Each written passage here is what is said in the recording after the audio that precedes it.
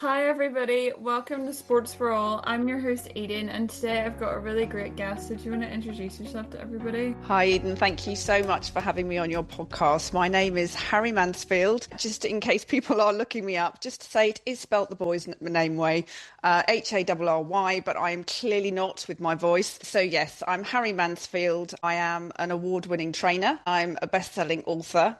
And from originally being a sports coach, I now teach you how to have a VIP mind, a mind that is victorious. It ignites in the right way, and it's a protector so that we can get you to achieve your goals, prevent mental health problems, and on a very serious note, prevent suicide. And we're a nationwide company now. We've got trainers nationwide, and the company is called The Awareness Key. So thank you again. Amazing, thank you, Harry. I'm so excited for our chat. So my first question is, do you want to tell us a bit about your sports background? Like, how did it all really begin and kind of the journey so far? Yeah, I think I'm probably the same as many of your listeners. You know, you start at school, don't you? And it's very much dependent on what sports the school provides. And my school, like many schools, it was just sort of more like the average sports, nothing, really exciting. And I did enjoy sports as a whole, whichever one was sort of thrown at me. But I have to admit, I never really excelled in any of them, and I wasn't really outstanding in any of them. So I think my sports coaching that I came to really came through enjoyment to start off with, and it was literally on a family holiday. I was plonked on a horse, and apparently I was told I would never stop smiling. So I literally started from enjoyment first, rather than being exceptionally talented and thinking I would end up at the Olympics. But the thing is, sport gives you so much, whatever level you're at. I would say that I came to sports coaching from the love of a sport. In my case, it was riding. And then later on, being a sports coach already and involved with a sport where when it goes wrong, it hurts. I then became involved in rugby because, of course, that one, it definitely does hurt when the Absolutely. scrum goes wrong, collapses, or the tackle goes wrong. And so my skills from working with the mind, if somebody had fallen off a horse, lost their confidence, anxiety, really then went through into the rugby world. And I think the most important thing is to work out when you're in a sport so that you can enjoy it and get all those amazing benefits from sport that are out there, is you have to decide whether you want to compete or complete. So whether I was working with an individual client or a team, that was one thing that I would always establish, simply because if you are pushed to compete and you don't want to do that, you're just literally wanting to learn a move or part of the sport, it can deflate you completely. So the most important thing I would say is to go with a sport that you love, which is how I got into sports coaching, because the riding wasn't available at school initially. And then later on, actually decide what aspect of it you want to, how competitive you want to be, or whether or not you just actually want to go out and enjoy it and complete. Yeah, I so agree. I think people go in with different reasons why they want to get involved, and I think being really true to yourself and really following what you really want to do is so, so important. Like, I know personally, like, I was not a big fan of competitions. We kind of had to do it because it was a requirement to do the next belt or grading, but it wasn't my thing. And I think we'll probably talk about that, but I think finding your thing and like your niche in the sport is like so, so important. Absolutely. I love that phrase, my thing, because actually some people love to be team players and go into team sports, such as the rugby, but actually a lot of riders are individual sports people and actually just prefer competing by themselves for themselves and not as part of a team. So that's another aspect to think about. And then you can enjoy it rather than feel pressured if you're part of a team, if that doesn't work for you. Yeah, exactly. And I think sometimes the team sports, you feel like you are so reliant. There's that pressure as well, I feel. Because I know, like, even my mom, she won't join a team or anything because she feels like she has to commit and has to do it on not even just her own terms, but like on everybody else's terms. Yeah, so I think it's really interesting. Like, Absolutely, absolutely. And the thing is, you're far more successful if you do it the way you want to do it. So don't push yourself. I mean, always give something a try. I would never say don't try a sport, because you actually might really seriously surprise yourself. I would never have said I would have, been playing loads of touch rugby and ended up as a rugby coach, etc., etc. I would never have said that unless I tried it and actually, had fun from it. Because if somebody said to me, go out and run, I would just look at them like they were a complete idiot, because the only time I ever ran was when I had a rugby ball in my hand. So you just have to find out the version that works for you. And if it's individual or team, it really doesn't matter. Just go and enjoy it. Yeah, 100% agree. So my next question is, do you want to tell everybody a bit about the work that you do now? And when did you realize that mental health and resilience were going to be the aspects that you wanted to focus on? Yeah, I suppose there's two sides to that answer. So the first side I'll give you is personal experience. So I used to be surrounded by a lot of military people, and I was forever saying, "Oh, I want to do a parachute jump. Oh, I want to do a parachute jump." And with those crowds, you don't say it, otherwise they will be quite literally throwing you out of the plane. So they did give me a training course to learn how to parachute, and it was short and sweet. It was literally only over a weekend. And in 48 hours, I knew I was jumping out of that plane, and that showed me how powerful training the mind could be. And even, before I got in the plane, my mind was absolutely fine and I was completely up for it. The only time it wobbled was when, it sounds really stupid, but I wasn't the first one to jump. So obviously you see somebody drop really quite quickly. And my mind did sort of wobble a little bit, I have to say. But I knew exactly what to do to get it back on track because I'd been trained by them. I remember going through the whole process and finishing the parachute jump and going, wow, I knew I was going to do that despite everything. So I think that was my first personal experience of realizing how powerful the mind is. And then the other time was actually when I was listening to the clients that I taught, whether it was from the world of rugby or the world of riding, when they perhaps had had an accident and their mind had taken over because they kept thinking the accident was going to happen again, or the pain from the accident was going to be there. And their mind was spiraling and they were getting anxious and they'd lost their confidence. So whichever sport it came from, you could see that it wasn't me teaching them how to play a game of rugby, and it wasn't me teaching them how to ride a horse because they already knew that. It was actually working with the mind to overcome the challenges that they were facing. And one of my riding clients, she had a daughter, and she was struggling at school, becoming more and more anxious. So my skills that I'd given through the riding lesson had been passed on. And the feedback was it really helped, and she Yeah. managed everything at school. And then the client was in the corporate world, had a very high pressured board meeting and wasn't particularly looking forward to it. She didn't think the outcome was going to be that positive. So again, she took the skills in that we had worked on through a riding lesson, through actually working with her mind from the sports perspective.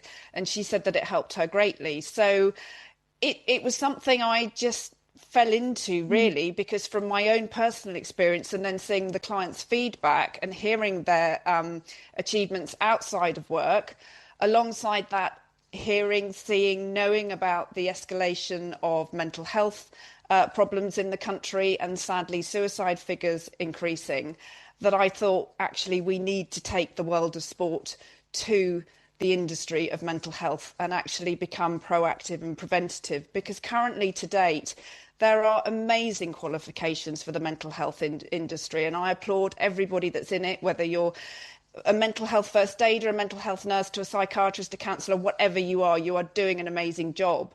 But that's a supportive role. And so Yeah. what we need to do to prevent the figures is actually to give people the skills from day to day. And then hopefully they won't need the supportive, amazing crowd quite so much, which are almost struggling themselves with the numbers of the people that need them.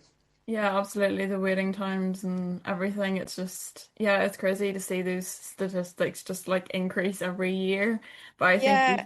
I think you're so right. I think having that early like awareness and skills in place is so, so important. And it does relate to sport a lot. I mean, I know the training I've put together has primarily come from the sports world, but there are other industries as well that I've worked in that I've put in there. But if you think about the sports world specifically, if somebody has an accident, it hurts and the mind takes over, and it's a big, big challenge, and you are in pain. And that is actually no different to the challenges and pain that people face in day-to-day life from different things.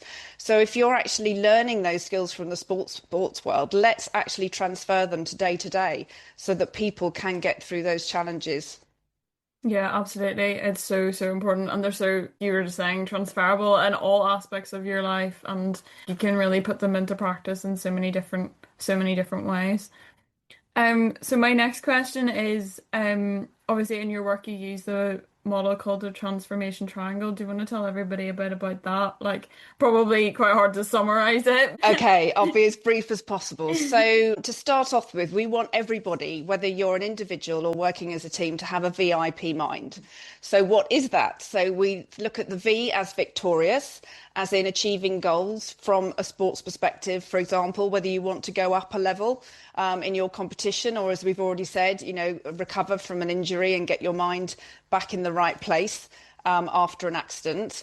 The I is for ignite, because the mind is the ignition for absolutely everything we do, and we want it to ignite everything for us in the right way, because of course it works on repetition and habits from the subconscious mind. So we need to make sure that when it ignites, it's doing the right thing for us and the right thing by us. And then P for protector, because we do obviously need to protect ourselves from situations and challenges and other people and other influences in our life. And the idea is that once you've got a VIP mind and you know how it works, is that it's going to power up your mind before it powers you down. So if, for example, from a sports perspective, you were doing exactly the same move in a routine, for example. I'm thinking of a gymnast that I worked with who damaged their knee. Their mind is immediately going to think it's going to happen again, or that's when they had the problem. So that actually is a time for protection. A time also for protection is if you've had bad news or there are difficult influences in your life. That's the time that you want the mind to protect you. So that's the outcome that we want, whichever we're using it for, as I say, whether it's achieving success, preventing mental health problems, or preventing suicide. The transformation triangle itself is divided into 40% absolutely standard blueprint, which doesn't change for anybody, whether you're in a category for neurodiverse, whether you're a positive person, whether, half glass full, half glass empty, whatever you love, wherever you come from, prone to depression, never had depression in your life, it applies to absolutely everybody because the fundamentals of the mind are the same. So that 40% blueprint can actually be trained and given to you in just 3 hours. 60% is actually what is so fluid and is the key bit to our training, because everybody's mind is different. No mind is the same. So what we have to do is to make that 60% of training completely fluid for that individual or that team, so that they can then get the tools that work for them.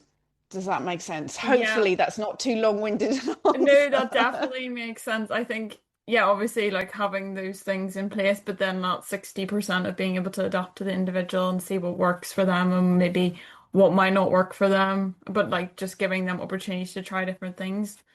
Absolutely, absolutely. We all come from different backgrounds, have different interests, work different ways. So that 60% accounts for that.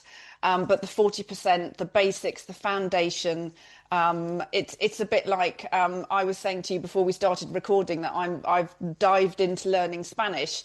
If I don't put the effort in afterwards and put the tools in, that's the 60%.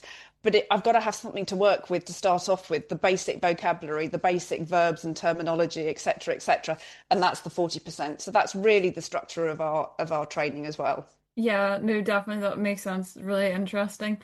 So my next question is, how can athletes and coaches and clubs implement mindset training, and mental health awareness as well into their day-to-day practice, working with different athletes, working together as well? Yeah, absolutely, absolutely. So I'm going to throw a real spanner in the works here. Okay, so society and sports coaches and we all have been using the word mindset. But I actually put a great big red cross through mindset and say, please don't use it. So now I've got to back that up. So the reason why I say that is that scientifically, that is actually completely incorrect. So the mind changes up to 5 times per second. It never, ever stops moving. Admittedly, that's probably at the top end of the scale for somebody that's got a fast mind. But even for somebody that's got a slower moving mind, it will actually be changing several times per second. So if you are actually in a situation where you go into a sport and you talk about your mindset, and I get that completely because you have to go in and think that you're going to be winning, whether you think of it as visualizing or you've experienced it, so you've got positive energy from past successes, that's absolutely great. And yes, always start that way. But the reality is that perhaps if you're in a sport where there's a referee, the referee's decision goes against you, a member of your team becomes injured, your team isn't playing as well as they could be, the opposition actually is on that day better than you.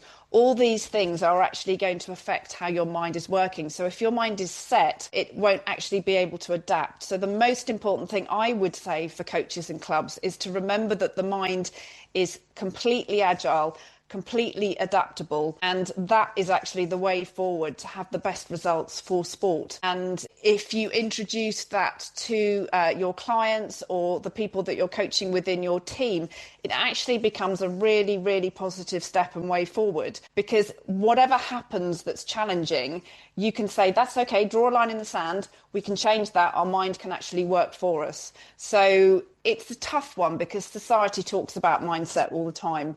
In the sports world, the word mindset is talked about. That, you know, you watch sports on the television, the commentators talk about mindset.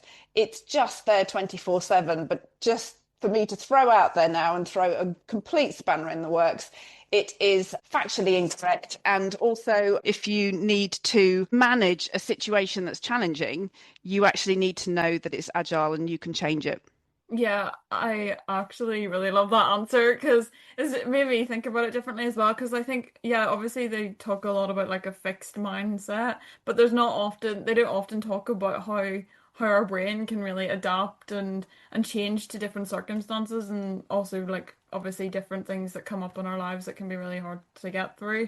Absolutely. Do you know Yeah. what I relate it to and make it think like it? This probably is a really bizarre analogy, but I think of it like music. Music is music, but at one end you've got ska and rock, and the next minute you've got classical and opera at the other end, and you've got a whole load in the middle. You know, the R&B and the house that I love, but actually you can make it work in loads and loads of different ways, and that's what we need to think about our mind. We can make it work for us, and we can choose the way we actually use it, whether we want it to be calming, whether we want it to kick out the challenges into touch, whether we want it to be positive, whatever, we can actually adapt it to be what we want, just like the music when there's a composer or a writer, you know, making the music.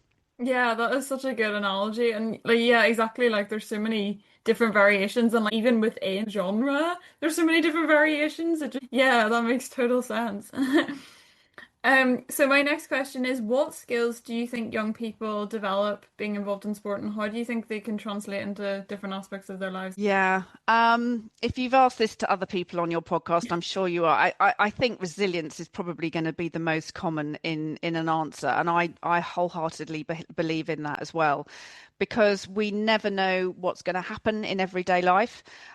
We never know what we're going to hear from someone. It's not always going to be positive. They might not think that the way we're behaving or the work that we give in, or you know, even if it's at school level as well, you know, you think you've written the most amazing essay and then you get the marks back and it's like DE, and it's just so deflating.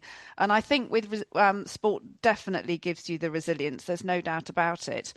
I'd like to think that it's enjoyment as well, but that does tie in with what we were talking about at the beginning as to whether you've been able to find the sport Yeah. that you love. Because at school, there is a limited amount of sport available, but there is outside of school and colleges and outside of the workplace, there is so much available. And I personally love watching the Olympics because there are all these sports that you don't normally get to Never see hear of. on Yeah. the television, and actually you get to see them, and it's like, yes, there's so much out there. There is literally something for everybody, and it doesn't matter whether you enjoy speed walking or basketball or, the speed climbing. It doesn't matter. There is something for everyone. So I would say, I hope enjoyment from the sport. Yeah, I totally agree. I think it's so interesting. Yeah, like you were saying about the Olympics, I found out recently axe throwing has become a thing. That is, Amazing. yeah, I've done that as fun, but I didn't realize it was a professional yeah. sport. Perhaps that's a route that I can go down. Yeah, it's definitely quite a niche one. But yeah, there's something out there for everybody, and I think just that enjoyment piece is so important. And obviously, yeah, resilience, another really big one. Kind of on a different note, what are the most common barriers and challenges do you think that young people face getting involved and also staying involved? I think that's another really big piece as well that isn't talked about enough. Yeah, I think opportunity is key. We all live in different areas of the country. We all come from different backgrounds. So I think the opportunities, I think, are available in some areas for some sports and not for others. I mean, for a very simple thing, if you like rowing, if you're not by a river, that's going to be pretty tough, isn't it? Just from that geographical aspect, but also finances and the ability for people to get you to the location of your sport as well. There are lots of challenges with regards to that for young people. Which is why I think that when you're a young person, if you can get involved in any after school clubs and things, that's great because they're already on site and there's an introduction of different sports there available to you to the ones that are already in the curriculum. I think defeat is a tough thing to learn at the beginning because I think of that when I haven't skied for a long time, but I think back to when I first learned to ski. I mean, I was on my backside more than I ever was standing up. And it's exhausting just Yeah. to keep getting up. And then every single time you think you've cracked it, there's a different snowfall and a different type of snow. And one minute you're on ice and the next minute you're in powder and it's different techniques. And that is the way it is with sport. Again, likening it to music, you think you can play the musical instrument and then somebody asks you to play a harder piece and you go, oh my God, I thought I No. got this cracked. And, you haven't. So I think it's tough sometimes with the defeat because we are not all naturally going to be Olympians. There are only a select few that are going to be in the World Games, the Commonwealth Games. And defeat, I think, is a bitter pill to swallow. But again, it's actually, I think, not having found that right sport. I think there are lots of people that I have met once they've actually found a sport later in their life and they never knew to try it, never knew it was available, and actually they've loved it, but it wasn't available or in their area or whatever before. So I would say there is always something out there, whether it is the axe throwing that you spoke of earlier or running the marathon. There is quite literally something for everyone. Yeah, I so agree. I think it can be hard initially to know where to start looking for these opportunities, but they are there and there's different clubs for different abilities as well. And I think just being aware of that and really digging deep and trying to find something that works for you is so important.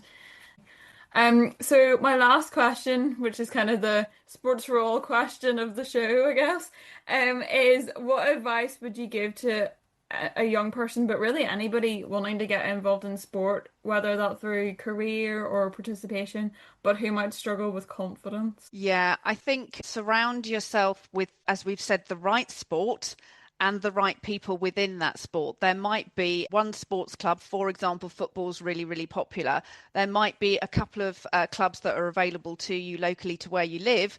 One club you really click with because those people are just you, and the other ones are not. So Yeah. it's as much find the people and the actual environment for that particular sport that you've chosen as much as anything else, because that will bring out the best in you. There's no doubt about it. Decide within your sport whether you want to compete or complete, because then you're going in at the right level, you're going in with the right people and the right aims, and therefore you can actually enjoy it more. It doesn't mean to say you have to stay in that category forever. You can swap over. Sometimes you can go and compete and then you go, actually, I just want a bit of a break at the moment. I want to go out and have some fun and complete. And to be honest, there are lots of sports and social clubs that are available where people have, let's say, come out of school and they've been competitive with their football or cricket, and then they go to a sports club down the road and they actually realize people are drinking pints and stuff all at the same time. So there's very, very different aspects of sport. So go in and find something that you enjoy and what works for you. And then one of my training tips that I've used right back from the many years ago when I first started sports coaching is whatever challenge that you're faced with, whether it's learning something new within your sport or picking up the pieces after it's gone wrong, which of course it does in sport, is to think of three positives to one challenge. Now, ideally, it's three positives related to the challenge that you've had. But if not, it is three positives coming from anywhere. It could be the fact that whilst you've, let's say, had an accident and you're not able to get back into it at the moment, that is the challenge and that's huge. So you're not really easily finding many challenges, but you could have positives, for example, of I've got a great coach and I know that they're there for me when I get back into it. I know I can get back into it. It's not as though I've had an injury perhaps that is going to take me away from my sport, though obviously that does happen. And then obviously it's actually having the location for the sport. So if you can find three positives to the challenge, whatever it is, if it's a team that's regularly losing, there still are three positives. You've still got coaches turning up to teach you. You've still got teammates that are turning up to teach you. You've still got the actual league set up, for example, that you can go and compete at. So I would say whatever your challenge in sport, when you're feeling a little bit down about it and it's getting a bit tougher, always think of three positives to reverse that challenge, and that will help you. That is an amazing piece of advice. I love that. Thank you so much. I think, yeah, that's so important. Like, just in everything, really, like seeing the little things. I always try and do that as well. Like in my week, I have like a post-it note where I write down like everything that's made me smile this week. And I think it's really good to like reflect on maybe if it's been a harder week, what has actually worked. And yeah, I think in sport as well, like, being grateful that you have the opportunity to be able to do it and you have a supportive teammate or there's that one coach that's really helped you. It's so important. And sometimes the challenges are huge, especially with professional sports people. Certainly in my sport of eventing through the horse riding, people end up in wheelchairs. That happens also in rugby. And so to find positives in that is at the time really hard. Yeah. But actually, those people are still within their sport. They become judges, they become coaches, they become amazing examples of the sport. So there still are, albeit hard to find sometimes, positives, and of course that's always transferable to everyday life, which is why we've transferred it to our work. Yeah, absolutely. Like you're saying, like sport has so many different opportunities in it. Even if you get injured, or for my case, I'm not able to do my sport because of my health, but I've set up this podcast. It's finding those little things that you can still get Yes. connected and still feel like you're part of things. And I think being involved in sport really gives you that confidence and that platform to be able to do stuff like that. Absolutely. And whether you want the sporty competition side or the sporty fun side, just go Yeah, with it and enjoy it. exactly. Yeah, so important. So that's all my questions. Thank you so much for coming on. I've really loved our chat. It's been so great and so motivational. So thank you. Thank you for the invitation. Yes, there's so much to take from sport, definitely. So hearing your podcast, hopefully listeners will take something from each of your episodes. So thank you. Thank you. Thank you so much for listening to my podcast. If you want to connect with me further, you can find me on LinkedIn at Eden Byrne, and be sure to check out all the other amazing podcasts on Be the Change Media Network.